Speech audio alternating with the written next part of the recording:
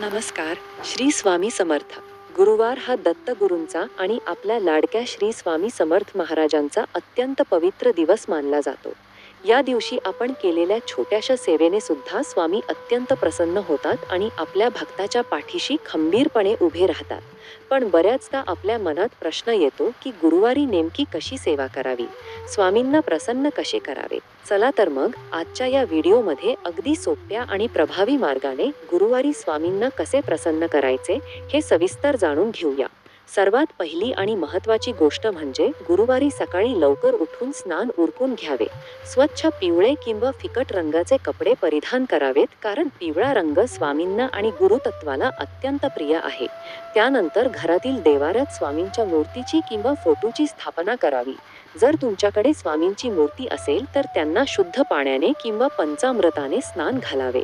मूर्ती नसेल तर स्वामींच्या फोटोला स्वच्छ कपड्याने पुसून घ्यावे. स्वामींना हळद कुंकू, अक्षता आणि ताजी पिवळी फुले अर्पण करावीत. स्वामींना तुळशीपत्र आणि रुद्राक्षाची माळ अत्यंत प्रिय आहे, त्यामुळे पूजेत तुळशीचे पान नक्की ठेवावे. त्यानंतर स्वामींसमोर शुद्ध गाईच्या तुपाचा किंवा तिळाच्या तेलाचा दिवा लावावा आणि सुगंधित धूप किंवा अगरबत्ती दाखवावी. आता वळूया स्वामींचा आवडीच्या नैवेद्याकडे.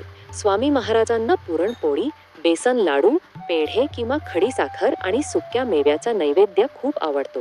जर हे शक्य नसेल तर मनापासून वाहिलेले गाईचे दूध किंवा साधी खडीसाखर सुद्धा स्वामी तितक्याच प्रेमाने स्वीकारतात. मुख्य म्हणजे नैवेद्य दाखवताना त्यात तुळशीचे पान ठेवायला विसरू नका. पूजा आणि नैवेद्य झाल्यावर येते सर्वात महत्त्वाची गोष्ट, ती म्हणजे नामस्मरण आणि जप. स्वामींना कोणतीही अवघड पूजा किंवा कठीण कर्मकांडाची गरज नसते. त्यांना हवी असते फक्त भक्ताची खरी भक्ती. गुरुवारी स्वामींसमोर बसून श्री स्वामी समर्थ या तारक मंत्राचा किमान एक माळ म्हणजेच 1008 वेळा जप करावा. वेळ असल्यास 3, 5 किंवा 11 माळी जप तुम्ही करू शकता. स्वामींचा हा 6 अक्षरी मंत्र इतका शक्तिशाली आहे की याच्या उच्चारानेच घरातील आणि मनातील सर्व नकारात्मकता दूर होते. जपानंतर स्वामी समर्थांच्या तारक मंत्राचे पठण अवश्य करावे. निशंक हो, निर्भय हो मनारे, प्रचंड स्वामी बळ पाठीशी रे. हे शब्द ऐकताच भक्ताच्या मनात एक नवीन ऊर्जा आणि आत्मविश्वास निर्माण होतो.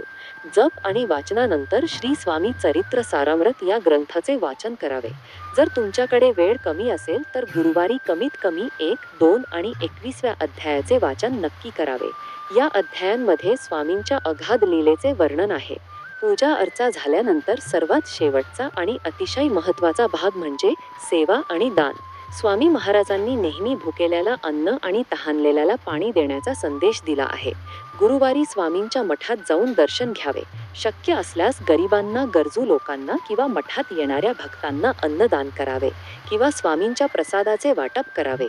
गाईला हिरवा चारा किंवा पोळी खायला द्यावी. तसेच पक्ष्यांना धान्य आणि प्राण्यांना अन्नपाणी द्यावे.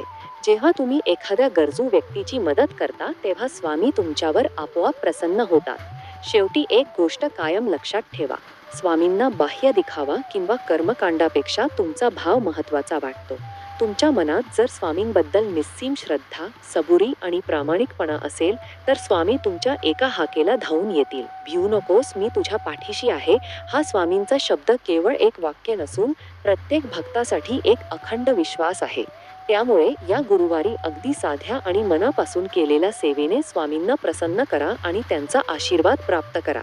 तुम्हा सर्वांवर श्री स्वामी समर्थांची कृपा अशीच कायम राहो, हीच स्वामी चरणी प्रार्थना. श्री स्वामी समर्थ. व्हिडिओ आवडला असल्यास लाईक करा, शेअर करा आणि आपल्या चॅनलला सबस्क्राईब करायला विसरू नका. धन्यवाद.